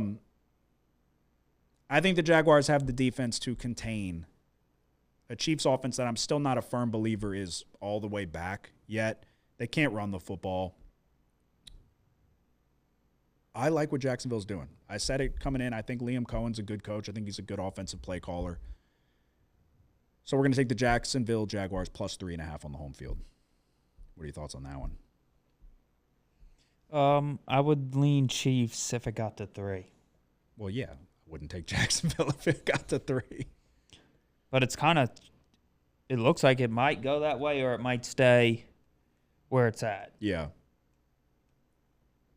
Yeah, we'll see. All right, Bam, you have just your lock? Yes. Okay. Just your lock for you as well, correct? Yes? Yeah. All right. Just locks of the week. It's a lock, Kramer. You've had this thing under control for almost 3 years now. But it's a lock. They need that fucking juice. They need that next bet. They need. Come on. Yes! When they win, they go fucking crazy. You're a bad motherfucker.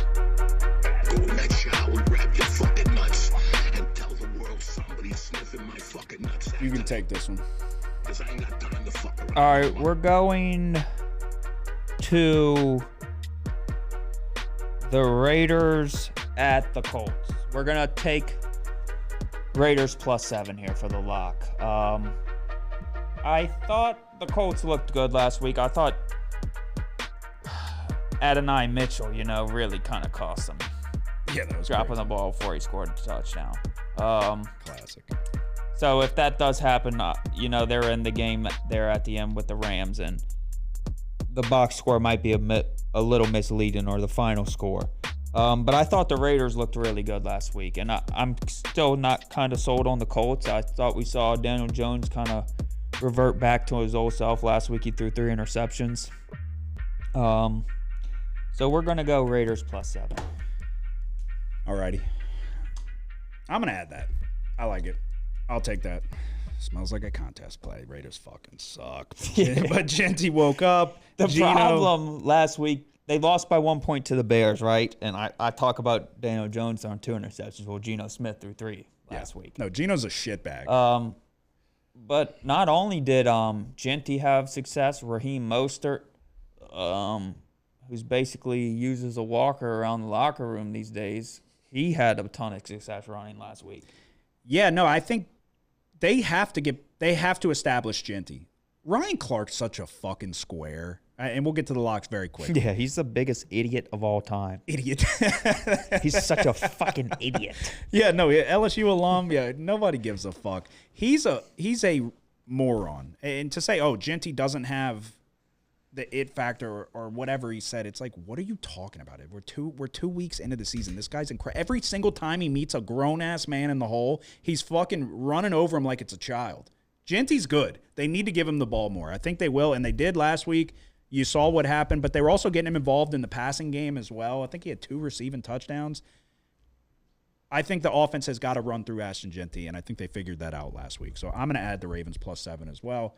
It's a lock, Kramer. You've had this thing under What'd I say? Yeah, I'm all over the place this week. My lock of the week, and take it with a grain of salt. My lock of the week is going to be the Seahawks -3.5 at home against the Buccaneers. We faded the Buccaneers in a number of spots. Baker Mayfield made a deal with the devil, I guess, where he just throws the ball up for grabs and the defense wouldn't come down with it. The Eagles started to come down with it. I think the Seahawks have the defense to bottle up an offense that is kind of decimated with injuries right now. Egbuka's your number 1 wide receiver. Godwin's back, but he's not all the way back. They got to work him up to speed. Evans is still out with the hamstring. Bucky Irvin was going in for an MRI on his ankle. I wouldn't be shocked if he plays, but he's obviously not 100%. I think that the Seahawks defense will have the ability to bother Baker, and do we see the heroic plays or the heroic final drives? I don't think we see it in this one. Sam Darnold's playing very well. They have weapons on offense. I think they'll be able to run the ball with Walker and Charbonnet. I think they'll have a balanced offensive attack. I'm high on this Seahawks team. I'm not getting off the wagon right now. So Seattle Seahawks -3.5 because the threes are all juiced. -3.5 at home against the Tampa Bay Buccaneers. You don't like it? I don't dislike it. I wouldn't consider taking the Buccaneers here, but I'm not quite there with Seattle. I think they've looked really damn good. It's one of those, like, you just keep thinking, like, is it gonna? They win, even if they win this game. I think that for me mentally would make me respect Seattle a lot more. Yeah, no, I think that I would agree with that, but I think I've turned that. But yeah, the Buccaneers, I mean, it's just at the end of the games they keep making plays, and then it failed last week. Yeah. Right. So you got to give credit to Baker on the one hand that he's able to lead all these comebacks. I think it was comebacks in every single game. But yes, except last week. Yes, but we talked about it where. But it's like, well, you're still behind before the final drive in every game. Yeah. It's like eventually you can't win on the final drive in every game of the year. Okay. It's like I talked about. So Baker Mayfield leads the league in turnover-worthy plays with 9. Only one other player has 9. Give you one guess. Geno Smith? No. Spencer Rattler. Baker Mayfield has 9 turnover-worthy plays. He only has 1 interception. He has thrown balls up for grabs every single game, multiple times per game. And I'm talking like hit the defenders right in the fucking hands. And they weren't coming down with it. There's no way he can keep that up. And this Seattle defense is really good. Really good. So I think we see Baker turnovers, and I think that'll be the difference in Seattle covering the number or not. But it's just with Sam Darnold, you're just waiting for him to do what Sam Darnold does every single year. I was having this conversation with my dad. Like, yeah, he's playing good. But we saw it with Minnesota where he was lighting it up, and then he wasn't. And then he was a liability all of a sudden. So you're waiting for that to happen, but I do think they have a similar style or a similar ability to a Vikings offense where they can run the football. They have a balanced rushing attack with the perfect combination between the two running backs and then solid wide receivers on the outside. So, and then this defense is really good. You can rely and lean on this defense if you have to. So that's my lock. Seattle -3.5. Obviously, I would rather a 3. Yeah, it's more of me just waiting one more week to see what happens with Seattle. Yeah. It's not that I don't believe in them. It's just me waiting one more. I just think But Tampa, on top of that, Tampa just hasn't. they're also Even though they've decimated with injuries. Tampa's 3-1. Yes. They really could be 0-4. Yes. No, and that perspective, you see the record, and a lot of people are like, well, Tampa's a good team. Look at the record. Yeah, it's like it so nearly could be completely different. And all those offensive line injuries, good luck with Leonard Williams and all these guys over there. I'm a believer of the Seahawks, so we'll see if they can do it again. Bam, what is your lock of the week? Going to the Lions at Bengals. I think the Lions decimate this terrible Bengals team. I'm laying the 10 with the Lions. Why are you smiling over there? I was thinking about taking Bengals. I was dude, I'm not even lying to you, Bam.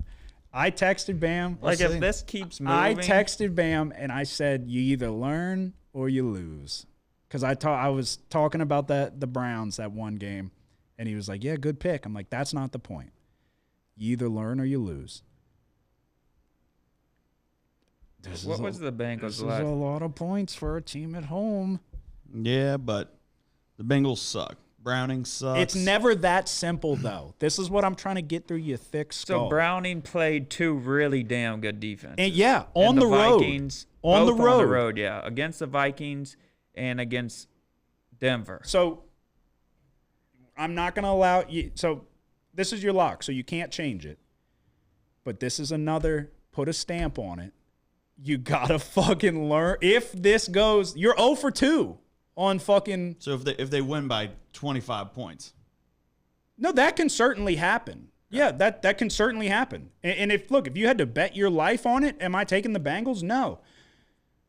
But it's like he just said. So the rationale of, the Bengals suck and Browning sucks. Browning played last season for a large portion of that season, and he had success. I expected, to be quite honest with you, I expected them to have a bit of a bounce-back game against the Broncos last week. They didn't. But that's a damn good Broncos defense. That is a much better Broncos defense than a Lions defense. And you got to put stock into going on the road. That Vikings game, I understand they got the doors blown off of them. There was multiple scoop and score touchdowns. That game was 34-3 at halftime. That game was gone because that literally the one DB, I can't even remember his name. Isaiah. So he scored 14 points by himself. What was his name? Isaiah I don't even know. Rogers? Yes, Isaiah Rogers. I just think the Lions offense will Of course you do, though. They completely have outdo the but you have Bengals to offense. understand. And I'm not. This is also like another thing. This opened 8.5. Yes. Now it's 10.5. It could be moving more towards 11, but dude, sometimes like these games that move this much in the NFL, the late line's bad. Yeah. It's a bad line. So you could see maybe You can't change it. You got to go with it. But you have to learn. Lions win by 10. Exactly. Or 11 if maybe. So this is one of those where, as I said, I've told you this twice now, and you're having a good year, but we're all having a good year. You could be having a better year if you would have took the Browns, but you took the Packers. Now you're fading the Bengals because the Bengals look like shit. The Lions look good. But that Lions defense is not the same defense that the Bengals had to play back-to-back weeks on the road. Now you get to go home, and there's something to be said for playing at home. People don't put enough stock into home teams and the home field advantage. So Yeah, last week all 4 of my bets played at home. they used to say, what's better than a home team getting points? If you can get a home dog, that's the move sometimes, I'm telling you. And I find myself, like, I'll look back, I'm like, fuck, I'm on road favorites. Good But I've told you with every other one, though, that we talked about, I said that you very well could be right, and they may kill him. They just haven't. And We'll the two see. times we talked about this, you 0-2. If you go 0-3, you need to fucking change the way you think. All righty, there you go. That is our best bets for NFL Week 5. To recap, Thursday night, I'm taking Rams 49ers under 46.5. Is that what we said? Number moved. Rams 49ers under 46.5. Patriots plus 7.5. Jaguars plus 3.5. Saints minus 2. I'm going to add the Raiders plus 7 with Nick, and my lock of the week will be the Seattle Seahawks minus 3.5. We're going 49ers Rams under 46.5. Raiders plus 7 for the lock. Titans plus 7.5. And Saints minus 2. All right, going 49ers plus 3.5. First half. Giants Saints over 40.5. Buccaneers Seahawks over 44.5. Dolphins minus 1.5 against the Panthers. And then lock of the week, the Detroit Lions minus 10 versus the Bengals. There you go. That is our best bets for NFL Week 5. Episode 235 is in the books. Do you have anything to say before we go? Nope. Bam. Who dat? All right, guys, we are on the fast track to 1,000 subscribers. If you haven't hit the subscribe button yet, you can help us out big time by hitting it right now, right below. That was one of my biggest regrets. I've always said we were too late to the boat with YouTube. Our first 2 or 3 years doing this show, we were just Apple Podcasts and Spotify. So it took us a minute to get to YouTube, but we found our way there. Everything's been moving in the right direction. We're going to try to keep it going. You can help us get there. I appreciate everybody who takes the time to listen. Y'all have a good one. Who dat? The house always wins. Play long enough, you never change the stakes. The house takes you. Unless, when that perfect hand comes along, you bet big, and then you take the house. I've been practicing this a little bit. Did I rush it? Felt like I rushed. That was good. I liked it.